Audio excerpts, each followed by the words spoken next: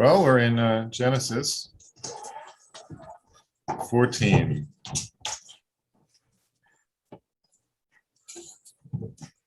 We're talking a little bit about circumcision. Midrash is jumping around talking about different ideas arising from the subject of circumcision.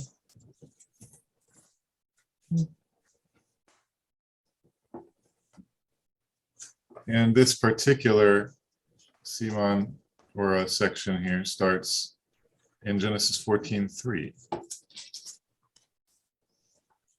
which says, "And Abraham fell upon his face." No, that's not right. So this is the reference here is wrong. That's funny. The references have been wrong so often in this particular. I wonder if it's correct in my little. That's interesting. It's nice to be able to have the references when they're right, because you can just click on them and it brings up the Bible verse. So that's why I've been using this one, but it's like a hilariously significant amount of the time they're wrong. Abraham fell on his face, 17:3. Oh, 17:3. That sounds better. Sounds closer to where we've been. Same thing, only different, huh? Mhm. So this is where he's gonna be circumcised.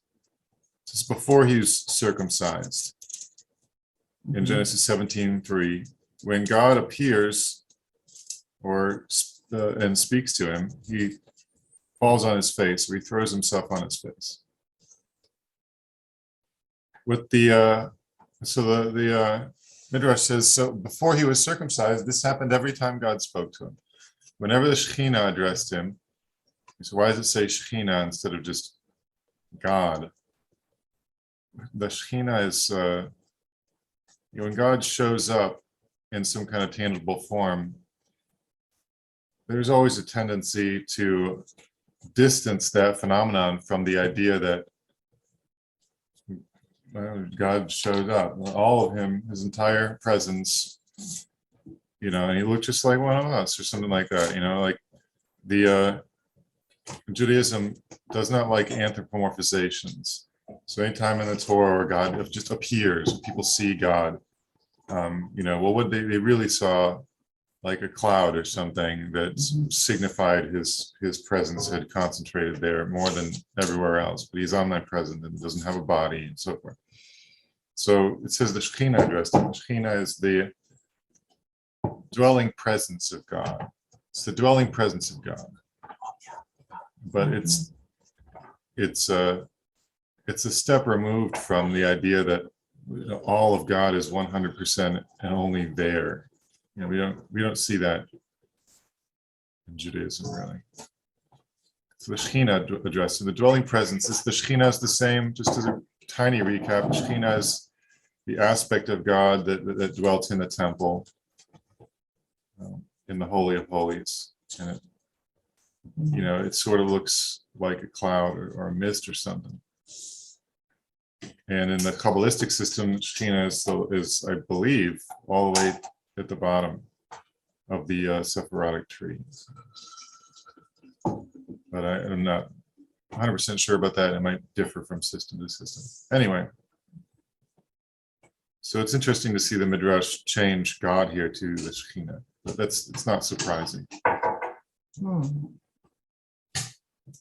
So the Midrash Tanchuma says every time that Abraham had heard from God or seen God's presence up to now, he had always fallen on his face. He prostrated himself.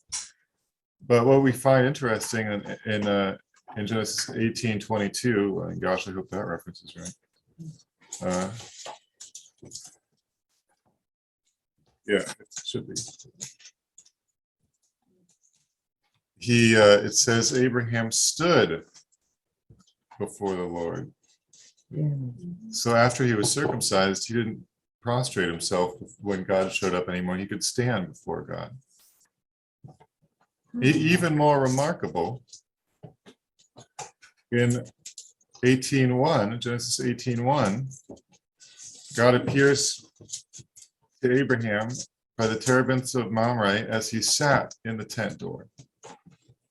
Right, so Abraham prostrating himself and God is there. Clearly, Abraham is much lower and is worshipful, it indicates a far lower status.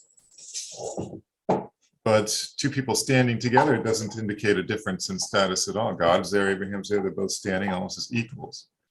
But Abraham sitting down and God standing up indicates, on the surface, it indicates God having a lower status than Abraham.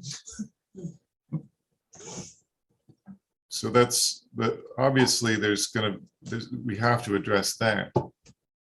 And it will eventually, but it's not going to touch on that idea right now. But it's something to keep in mind. God is standing up and Abraham is sitting. Obviously, God is not a lower status than Abraham, so he's trying to communicate something to us through that action. And we'll see later what that might be. But the Midrash takes a detour here first, because this is not really what this section wants to talk about. It wants to talk about circumcision, because what the Midrash sees as the turning point for when this status changes, or apparently changes, or whatever's happening here, the turning point was when Abraham was circumcised. So the Midrash is going to talk about circumcision. It goes on to say, circumcision is so precious to the Holy One, blessed is He. And by the way, this is Midrash Tanchuma. You may think this, hopefully this verse will remind you of something from the Gospels. Let me know if some passage from the Gospels pops into your head when you hear this. It would be good if one did, but if not, we'll go over it. Circumcision is so precious to the Holy One, blessed be He, that He assured Abraham that no one who had been circumcised would descend unto Gehenna, or hell. As it is said in Genesis 15:18, hopefully, in that day the Lord made a covenant with Abraham, saying, unto your seed I have given this land. Who will descend to Gehenna? The verse that follows informs us. The Kenites, the Kenizzites, the Kadmonites will descend into Gehenna, since they were all uncircumcised. Ezekiel observed the uncircumcised descending to Gehenna, as it is said, Son of man, wail for the multitudes of Egypt, and cast them down, even her with her daughters of the mighty nations. Unto the nether parts of the earth, go down, and be thou laid with the uncircumcised. They shall fall in the midst of them that are slain by the sword. Asher is there, and all her company. There's Meshech, Tubal, and all her multitude. All around about her are her graves, all of them uncircumcised, slain by the sword. So that's from Ezekiel 32, a smattering of verses in Ezekiel 32. The Midrash is bringing it as proof for the other side of its postulate. So it's saying no one who had been circumcised would descend into Gehenna, and everyone who's uncircumcised will descend into Gehenna. This is for a Jew today trying to incorporate this Midrash into their theology, they have to reckon with some real problems, because the consensus view in Judaism is, well, if you're among the nations, but you reject idolatry and you follow the Noahide laws, then you don't go to Gehenna, you get a happy ending in your afterlife. Even if you're not circumcised, you don't have to be circumcised. By the time of the New Testament period, circumcision became shorthand for being Jewish. So you could read this as saying every Jewish person goes to the good place and everyone else goes to the bad place. Mm-hmm. Although the Midrash will go on to say not all Jews are even going to the good place, but we'll get to that in a second. But do you remember a couple of things from the New Testament should pop in your head that allow us to say this? Paul remarking about, was it in Hebrews or Romans? If you're not circumcised, for Gentiles coming within the worship group, you don't need to to be circumcised and Right. turn to Judaism. Right. So we have it in Acts 15. Mhm. Let's not make it difficult for those among the nations. They don't have to be circumcised. Mhm. We have it in 1 Corinthians 7, I think, where Paul says, if you were called uncircumcised, stay uncircumcised. Don't get circumcised. You remain in your calling. But that's where the church just takes that and runs on it. Yeah. And then you have another one that popped into my head that I thought was interesting, where I think John the Baptist and Jesus might have both said this, but it ends up saying basically, don't say that because you're children of Abraham, you don't have anything to worry about, because God can make new children of Abraham from rocks. Yeah. Right. So those are all coming sort of against this idea. So if you wanted to say, well, this midrash is true and correct, and it's not really what you need to do in Judaism. There's always different opinions in Judaism. There's always different opinions. You don't have to. If you wanted to, though, you would have to make circumcision mean something else. Circumcision of the heart, something like that. And in that case, it might be true. If someone, whether or not they're circumcised, if their heart is circumcised, or in other words, their will, they're nullifying their will before God's will, their obedience to God, they're responding to God's call in an affirmative way, then that's what he really wants. He's not looking to make sure everyone gets surgery of some kind. We come to this for different perspectives, and this is one of them. The thought is that it's interesting to see this in a medieval midrash. The idea that obviously was also around in Jesus' time, because he had to say, don't think that just because you're children of Abraham, that's not enough. Didn't he provide the opposite argument with the Pharisees, that you look good on the outside, but on the inside you're dead? That's an interesting point. Yeah. So thinking about circumcision, obviously all the Pharisees were circumcised, so they look good on the outside, but were their hearts circumcised? Were they really were they really fully submitted to God? And some of them were some good Pharisees, but a lot of them were not where they needed to be. So yeah, that's a good analogy. External circumcision versus like heart circumcision.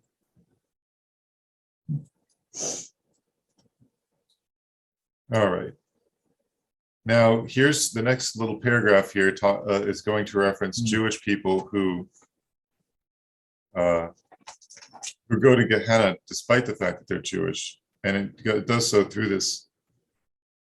And it's not. It does. It's an interesting little twist here because they are circumcised. So anyway. Isaiah declared, therefore the netherworld has enlarged her desire and opened her mouth for those without law. Isaiah 5:14. The word law there is not Torah. The word law there is chok. And we remember chukim are what? What kind of a law is a chok? Just do it. Just do it, yeah. Don't ask, just do it. Don't ask why, just do it, because it's not clear what the reason is. It's the decree is usually how we translate it. It's a decree. So that's it's interesting. That's the word it uses. So it's singular, right? So those without you could almost wonder, well, is it just one chok? Is it just is it talking about a specific one? And that's how the Midrash interprets it. It's saying this is talking about people who have not observed the law of circumcision. Now, I wonder if this contextualizes the previous paragraph a little bit. I mean, I don't know. Not really, because it does say all the Kenites, all the Kenizzites, and so forth. But here, I think it's mostly talking about the Jewish people. We'll see why in a second. How do we know circumcision is called a chok, that specific type of law? Well, we know it from the verse Psalm 105:10, which says, and he established it unto Yaakov for a chok, and to Israel for an everlasting covenant. Right? Now, it doesn't mention circumcision specifically in Psalm 105, but it's reading it into there.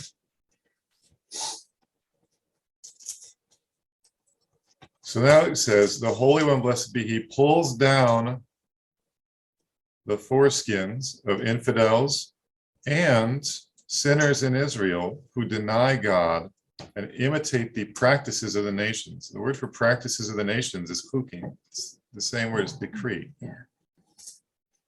And even though they may be circumcised, they descend to Gehenna. That says in Psalm 55:21.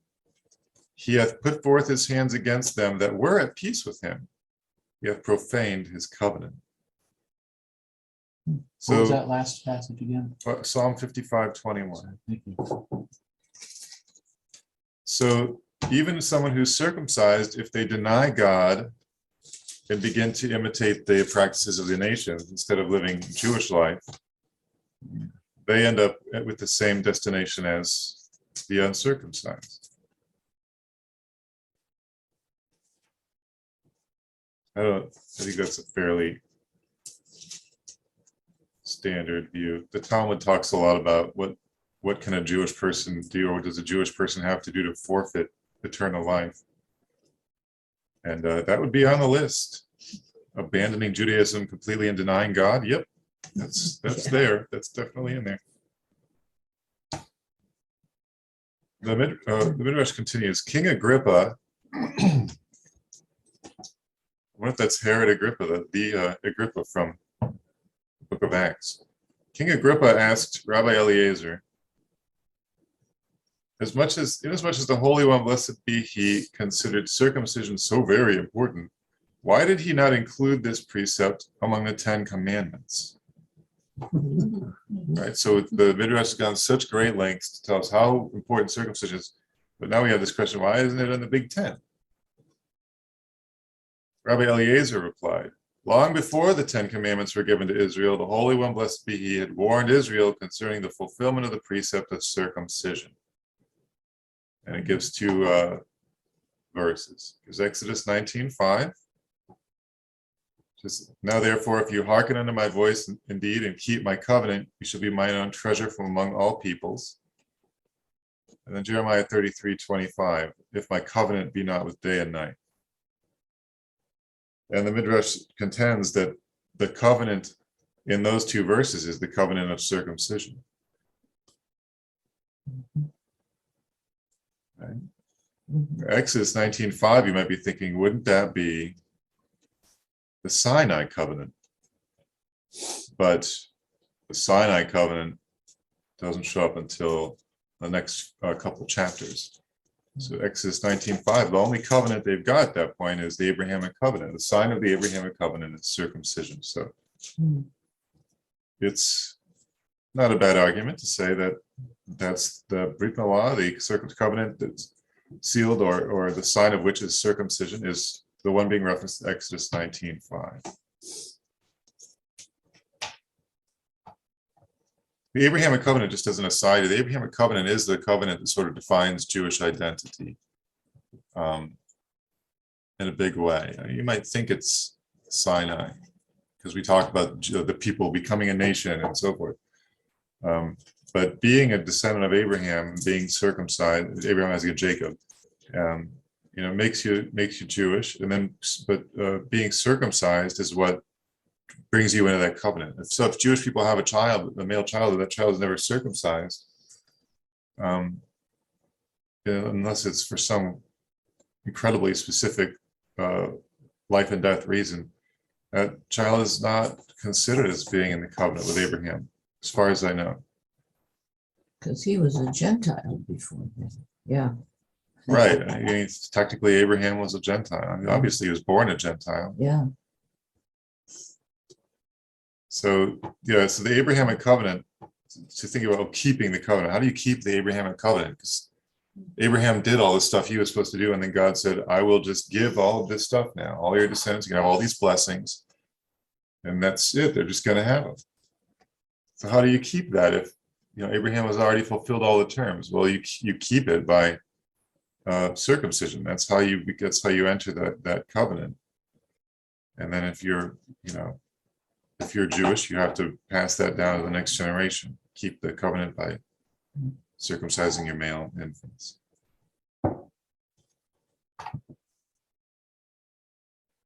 Now it's going to go elsewhere here in Jeremiah, same chapter, Jeremiah 33. It's going to go to the previous verse.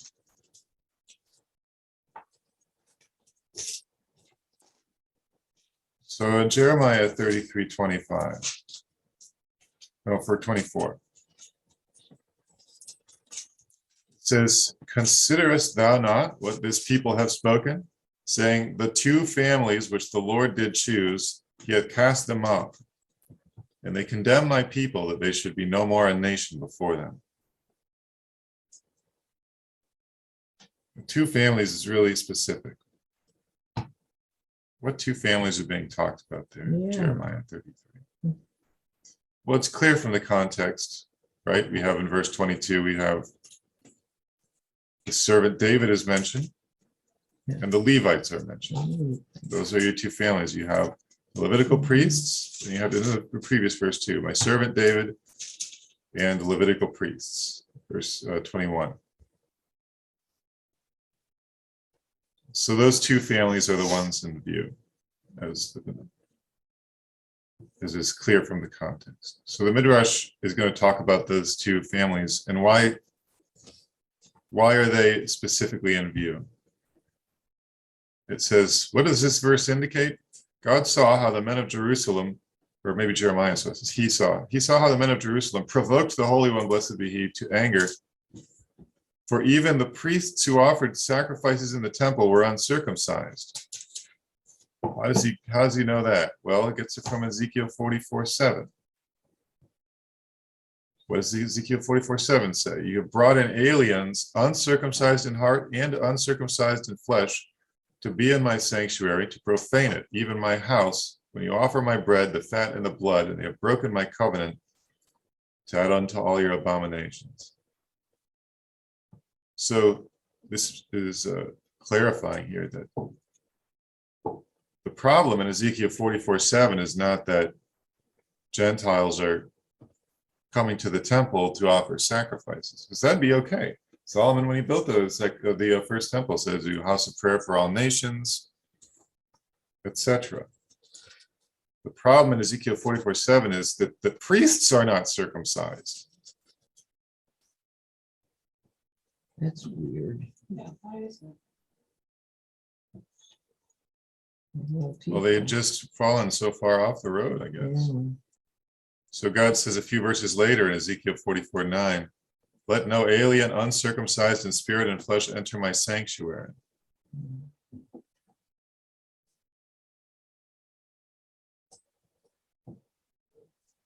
Now, what about so that's what happened with the Levitical priests. What happened with the house of David? What's going to address that? The Midrash is going to argue here that the kings of the house of David likewise abolished the precept of circumcision. How's it going to prove that? Let's find out. It says Jehoiakim extended his own foreskin to hide his circumcision. Where does that happen? It says that it happens it's alluded to in 2 Chronicles 36:8. 2 Chronicles 36:8 reads, "The other events of Jehoiakim's reign and the abominable things that he did, and that which was found upon him, are recorded in the book of the kings of Israel and Judah." Well, what was found upon him? Extra skin where there shouldn't have been any skin because he should have been circumcised. He stretched his skin back out to try to undo the circumcision. Scholars argue about how common this actually was, but it does come up in Jewish literature a lot, and it indicates a total repudiation of the Abrahamic Covenant. But whether this was a common practice, whether people actually did this, or how widespread it was, it's hard to tell.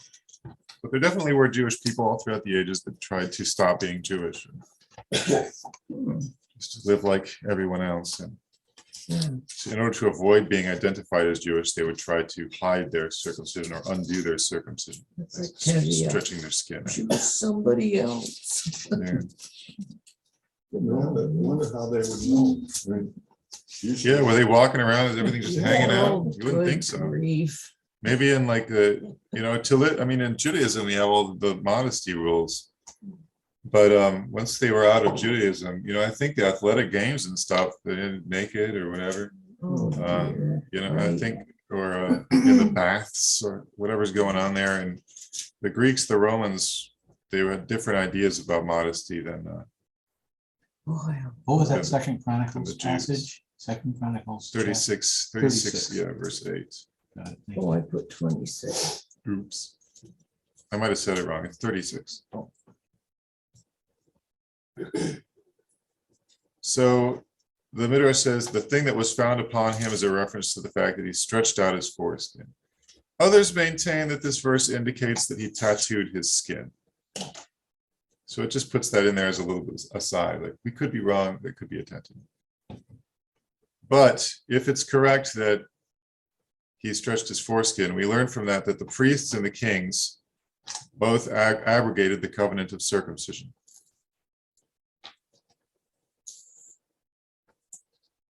Boy, oh boy. You Right. don't get any higher than that, do you? Kings and priests. The Holy One, blessed is he, declared, I informed Aaron and David, right, the progenitors of the two families, that their offspring would survive forever, as it is said in 2 Chronicles 13:5. Ought you not to know that the Lord, the God of Israel, gave the kingdom over Israel to David forever, even to him and to his sons, by a covenant of salt? And then, of course, the promise that Aaron's progeny, the priests, would live forever is Numbers 18:19. It's an everlasting covenant of salt before the Lord unto thee and to thy seed with thee. But their offspring abrogated the covenant of circumcision. The Holy One, blessed be he, declared to the prophet, we're back in Jeremiah here, back in Jeremiah 33, verse 20. Go and say unto them, if you can break my covenant with the day and my covenant with the night, so that there should not be day and night in their season, then may also my covenant be broken with David my servant, that he should not have a son to reign upon his throne, and with the Levites, the priests, my ministers. When the Israelites heard this, they cried out, verse 24, woe unto us, the two families which the Lord did choose, he cast them off. The Holy One, blessed be he, responded to them, consider thou not what this people have spoken, saying the two families which the Lord did choose, he cast them off. And he asked, when were they cast off? Well, at the time they abrogated the commandment mentioned in the verse that follows. That is verse 25. The covenant with day and night. I wonder if this is trying to tell us that the covenant with day and night has something to do with circumcision. It's not clear. Just, I don't see how the house of David, excuse me, could be held so high if they did this. Well, everything's going to be restored eventually. Oh, Yeah, everybody screwed up real bad, and everything is going to be fine in the future. mhm, There's a tikkun, a repair process that has to happen. mhm. I've never noticed all this. So this section ends just with Isaiah 52, verse 1. Awake, awake, put on strength, O Zion. Put on thy beautiful garments, O Jerusalem, the holy city, for no more shall enter into thee henceforth the uncircumcised and the unclean.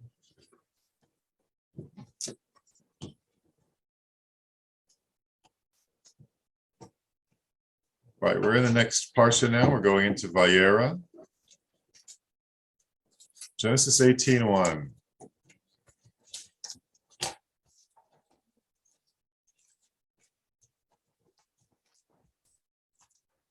Lord appeared to him by the terebinths of Mamre.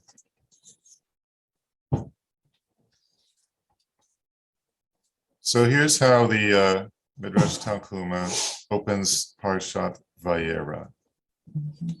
May it please our master to teach us, how many benedictions must a man pray each day?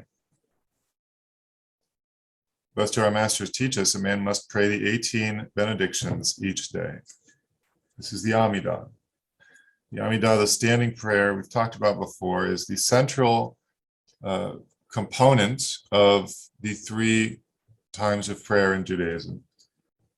Each one of those 3 times of prayer, there's the part right at the climax where everybody stands up and they pray these 18 benedictions, the Shemona Esrei, and that prayer is called the Amidah, which means standing, because it said standing up. Why 18? Well, there's different ideas about why 18. This discussion, I think, is lifted from the Talmud. Rabbi Shmuel, the son of Nachman, stated, well, this number corresponds to the 18 instances in the Torah where we find the names of all 3 patriarchs are mentioned simultaneously. The first being Genesis 50:24. God will surely remember you and bring you out of this land, to the land which he swore to Abraham, Isaac, and Jacob. The last being Deuteronomy 34:4. The Lord said to me, this is the land which I swore to Abraham, to Isaac, and to Jacob. Now, it says, if someone should insist the patriarchs are actually mentioned 19 times, because Genesis 28:13 says, God of Abraham thy father and the God of Isaac, the land whereon thou liest, to thee I will give it. You would think maybe Jacob's in there because I think that's the one God's talking to, but Midrash says, no, his name's not in that verse, so that one doesn't count. It's only 18. Rabbi Chanan has another idea. He says the 18 benedictions correspond to the 18 injunctions concerning the erection of the tabernacle contained at the conclusion of the book of Exodus. So we have, as God commanded is repeated 14 times. All the Lord commanded Moses is repeated twice. So the Lord commanded, so they did is mentioned once. And according to all that the Lord commanded, so he did is mentioned once. You add them all together and you get 18. Rabbi Simon held the 18 benedictions correspond to the 18 vertebrae in a man's spinal column. When a man prays in genuflex, he's required to bow down until all the vertebrae in his spinal column are loosened.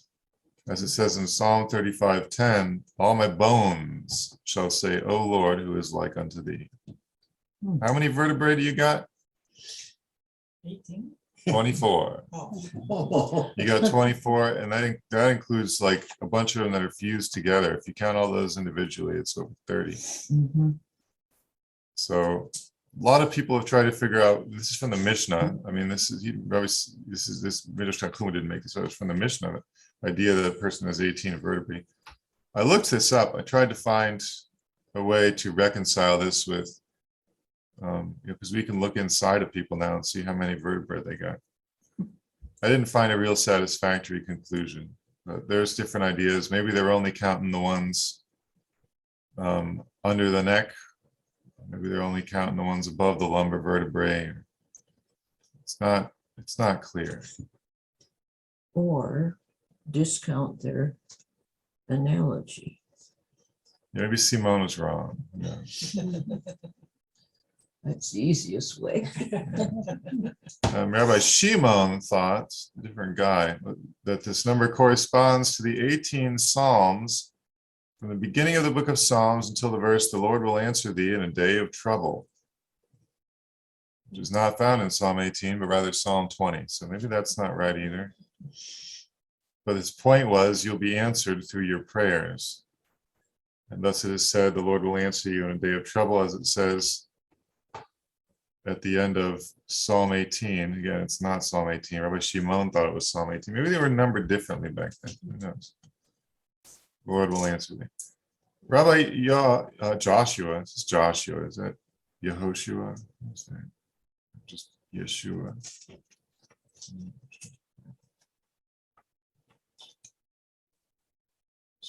Yeah, it's Yehoshua. Rabbi Yehoshua, the son of Levi, maintained the 18 benedictions correspond to the 18 names the divine name is mentioned in the Psalm 29, which begins, ascribe unto the Lord, O ye sons of mine. So who knows which one of those is right? Yeah, really. It's interesting that they fixate on the numbers and the reason for the numbers. There's a lot of that, sort of the deeper you go in Judaism, there's a lot of stuff about numbers and gematria. I don't get too far into that. This new world is driving me nuts. Well, the next question the Midrash asks is, why do we recite 24 blessings on fast days? Prayers change on fast days. They got 24 blessings. Well, that number corresponds to 24 supplications uttered by Solomon as he brought the ark while fasting into the innermost part of the sanctuary, the Holy of Holies. Why do we say 9 benedictions on Rosh Hashanah? Rava, the son of Hanina, stated to correspond to the 9 times that Hannah mentioned the divine name in her prayer in 1 Samuel 2. Now the Midrash says, you will find not all the 18 benedictions of the Amidah recited each day are in praise of the Holy One, blessed be He. They all end with Baruch atah Hashem, something, something, something. Yeah. But it's disguising the fact that it's asking him to do that. Not really disguising, because it does explicitly ask, restore our judges at first, heal us of our illnesses, all this stuff. But each, they are 18 benedictions, because each one ends with, blessed are you who heals the sick, blessed are you who forgives sins, blessed are you, brings forth the horn of salvation, etc., just because it's complete faith that it all will happen. But the middle 12 prayers are all asking God to do something. Only the first 3 and the last 3 are in praise of God, without alluding to human needs. For this reason, on the Sabbath, they don't say the 18 benedictions. For if it should happen that a loved one was ill at the time of praying, the worshiper would be reminded of it while reciting the prayer, who heals the ills of his people, and will become depressed. You're not allowed to be depressed on the Sabbath. Inasmuch as the Sabbath was given to Israel for sanctification, for joy and rest, and not for sorrow, one must recite the first 3 blessings and the final 3 blessings, and replace the intervening ones with a prayer of rest. And the Midrash sees this alluded to in Psalm 119, 164. Let me check that reference. Yeah. 7 times a day do I praise thee because of thy righteous ordinances. That means 7 times. Well, it refers to the 7 blessings of the Amidah on a Sabbath. The numbers for Psalms are usually one-off, because Jews count the superscription, the Psalm of David, as a verse, whereas the Christian numbering does not.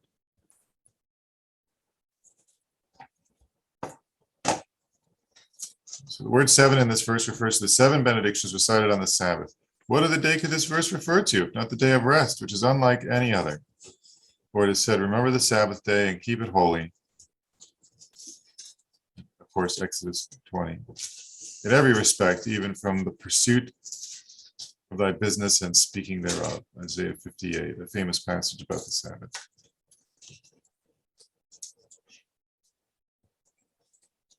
The Holy One, blessed be He, said to Israel, be meticulous in the matter of prayer, for no virtue is more meritorious. In fact, prayer is more important than all the sacrifices. You heard that anywhere? What was that? Prayer is more important than all the sacrifices. Yeah. Is there a question? Are we supposed I just wanted it as an idea that it was familiar to you. Yeah, Prayer is more important than the sacrifices. yes, in the New Testament. So in the New Testament, we have love is more important, and mercy is more important than sacrifices. It's similar though, right? It's a very similar idea. A lot of people say when Jesus says love is more important than all the burnt offerings, he means the burnt offerings aren't important. But here's Midrash Tanchuma, which would say that sacrifices are very important, saying prayer is more important than the sacrifices. It's just a matter of relative importance. Relative importance. Yeah. Like hate your mother and love me. Right. Psalm 51. Huh? Psalm 51. Where, what? When Prayer is more important than sacrifices. Oh, is that in there? Well, not prayer specifically, but I thought the so. sacrifices of God are a broken spirit, a broken and contrite heart. Oh, there you go. That's O a pretty God, good one. Thou wilt not despise. Where was that? Psalm 51. Well, the Midrash appeals to Isaiah chapter 1, starting in verse 11. To what purpose is the multitude of your sacrifices unto me? Bring not more vain obligations. Your new moons and your appointed seasons my soul hateth. When you spread forth your hands, even when you make ever so many prayers. From this we infer that prayer is greater than sacrifices. Even though a person may not deserve to have their prayers answered or to be treated mercifully, yet if he should pray and plead for mercy, I will be merciful toward him, as it's written in Psalm 25:10. All the paths of the Lord are mercy and truth. I have set mercy before truth, righteousness before justice. As it says in Psalm 89:15, righteousness and justice are the foundation of thy throne, mercy and truth before thee. Notice what they did there. Righteousness literally comes before justice in that verse. Mercy literally comes before truth in that verse. If you're this quintessential, this idea that it became so prominent in Hasidic thought, which is that God's right hand, his stronger hand, his more prominent hand is the hand of mercy and giving, and the less important hand, the less strong hand is sort of paradoxically the hand called gevura, or strength. But it's the punishing hand, it's the withholding hand. But the right takes precedence over the left. The giving takes precedence over a punishment. Mercy takes precedence over truth. Righteousness takes precedence over justice.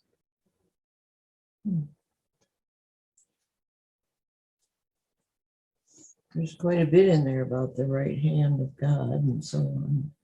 Yeah, and sometimes the right hand seems to be executing judgment, but then so the literature has to explain how he's really doing everybody a favor. It's mercy disguised as judgment.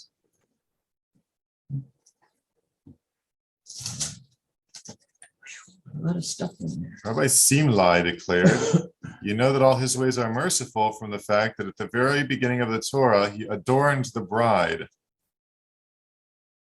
As it says, and the Lord God formed the rib. Genesis 2, remember? The formed there is Vayi Ben, which shares some letters with the word Buneh, which is what towns on a seacoast call a bride. Follow all those thoughts? Had I known. At the conclusion of the Torah, he buried the dead. That's more straightforward. God buries Moses. In the middle of the Torah, he visits the sick, for after Abraham was circumcised, he and his angels visited him. As we finally get to our verse for this section, Genesis 18:1, the Lord appeared unto him. There's a common way of reading these passages. Abraham's just been circumcised, and now he's sitting in his tent. They reason he must still be recovering from the wound of circumcision. And God is visiting the sick. So I want you to understand these are not randomly chosen. Providing for a bride, visiting the sick, burying the dead are all just really, really super traditional acts of mercy or tzedakah or charity in Judaism, because you're giving something that you're never going to get back. You're just doing someone a total favor, especially burying the dead. The dead person is never going to be able to recompense you for any effort you go to making sure that their remains are taken care of properly. But providing for a bride, visiting the sick, very similar. The sick person can't do anything to help you right now. They're sick, and so forth. The bride's got other things to worry about. She's not gonna, I've been to weddings where I didn't talk to a single member of the bridal party. I was just filling out the numbers. But filling out the numbers makes people happy at their wedding. So lots of people there. You're providing for the joy of the couple. Like, it's not about you at that moment. And so Judaism encourages those kinds of acts of, love, compassion, mercy, giving, that for which you're not going to be recompensed, because it's a level above, I don't know, letting someone borrow money or whatever. It's something that you can never get back. So if you give away something you can never get back that's helpful to someone else, then the scales have to be rebalanced. So God now has to step in and repay you somehow, whether this life or the next life. Yeah. There's a lot in there about the scales. Yeah. Well, and it's not too dissimilar from the type of stuff we see in Matthew and God, or when Jesus does the sheep and goat judgment, right? So separate all the nations, Gentiles, into sheep and goats. And then the goats say, what's happening? He says, well, you never, and then the stuff that he lists is all this same kind of stuff. It's just like giving thirsty people water, giving hungry people food, clothing the naked, visiting the sick, etc. It's the same exact category of merciful, gracious, giving acts that we find in Judaism. So what the Midrash is saying here is that God is setting the example for us by doing these acts. God, obviously God is good, and God keeps the Torah, and God goes beyond, in how gracious and good he is. And so of course he's going to be able to find him doing all this stuff, all the same stuff that he enjoins his people to do. So it finds God here in Genesis 18 visiting the sick as a mitzvah to visit the sick, unless they're really contagious. But be careful how sick they are, how close you get to them, but you can still.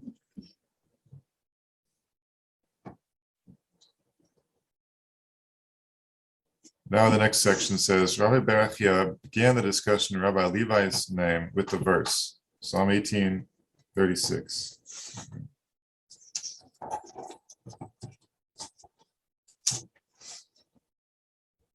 Thou hast also given me thy shield and thy salvation, and thy right hand hath holden me up, and thy condescension hath made me great.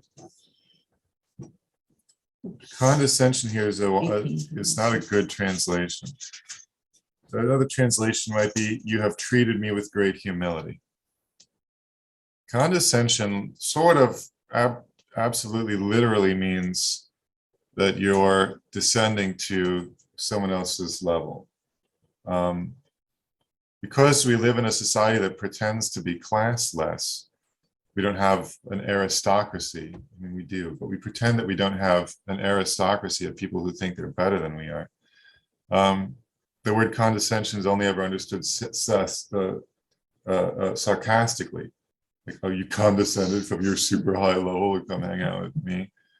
You're condescending to explain this idea or whatever.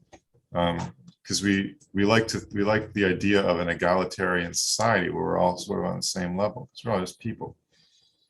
Of course, when you're talking about God, he definitely exists at a higher level. So you use the word in a way that we probably never would in our common vernacular, which he literally condescended. He didn't have to do this, but he literally descended from like a higher plane of existence to come to in the psalm here to make the psalmist great. Is that a psalm of David? So to make David great. For the leader about David. So probably, yeah, it's probably about David. But to avoid the confusion around the word condescension, this translation says, "You have treated me with great humility." So we might use that instead.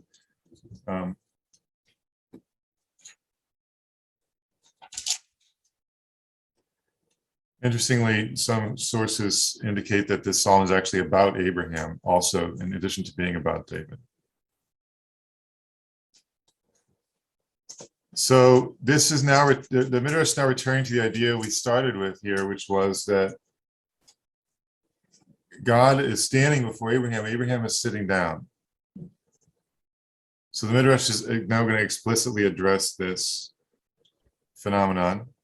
It says, the Holy One, blessed be he, stood as he revealed himself to Abraham while Abraham remained seated. We find that again in Genesis 18:1. The Holy One, blessed be he, declared, do not be surprised, for I shall do likewise for your descendants. When they sit in their synagogues and houses of study, I will stand over them. As it is said, God stands in the divine assembly, or God stands in the congregation of God.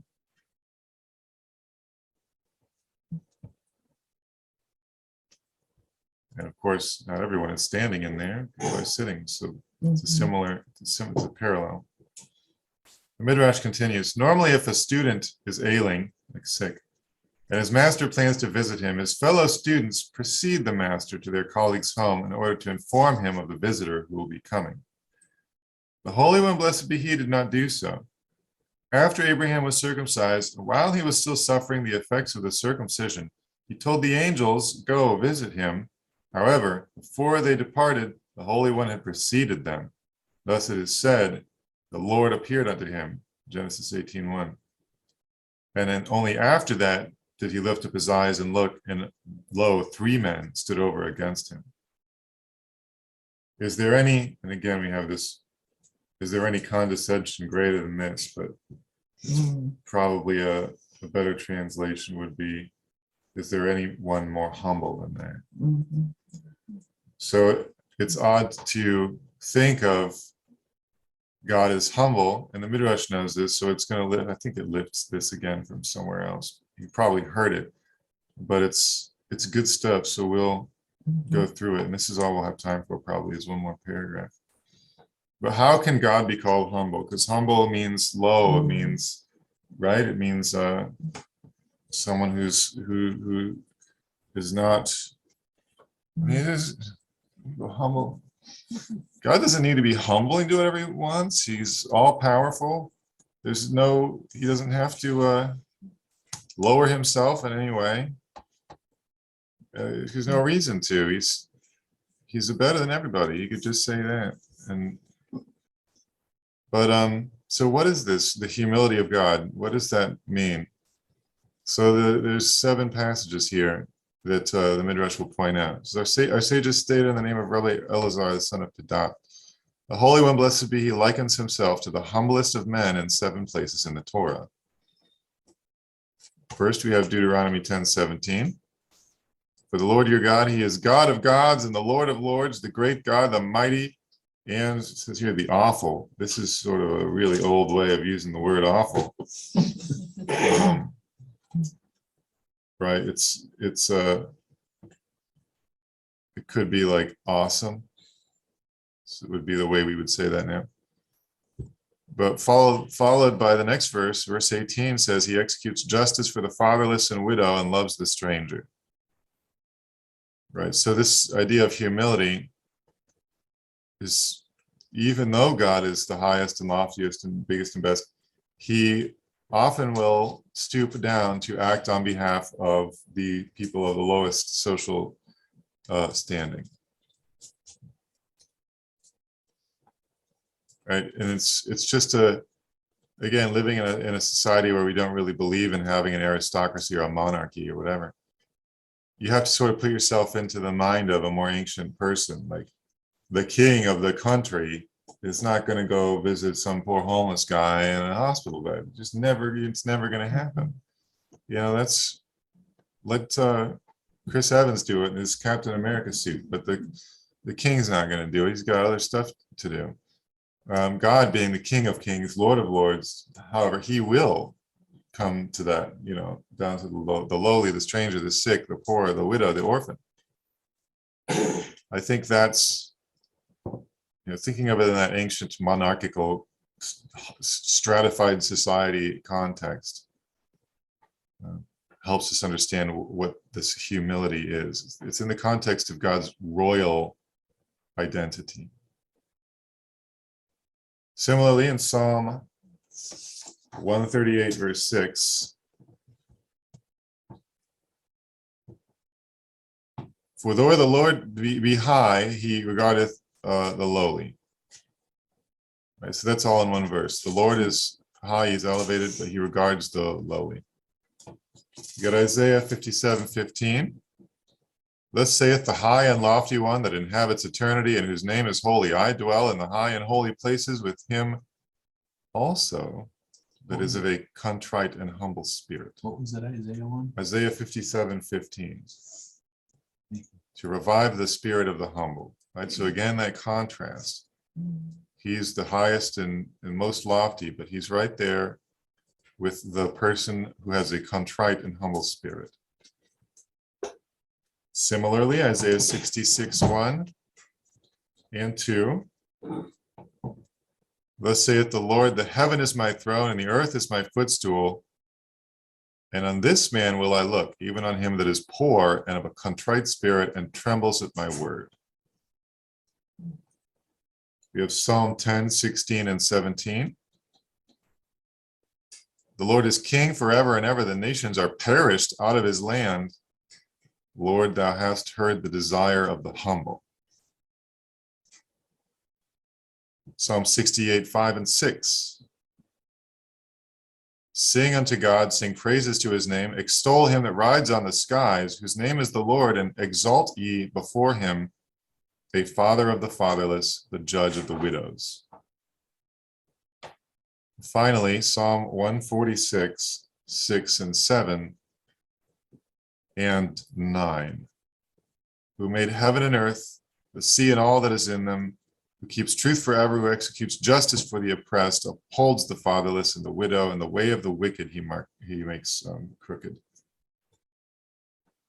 So these are all just fascinating contrasts between God's identity as high and lofty king. If you can imagine in the human world, the king of a great nation visiting a widow or visiting a sick person, or personally providing for an orphan or something like that. That would make the news.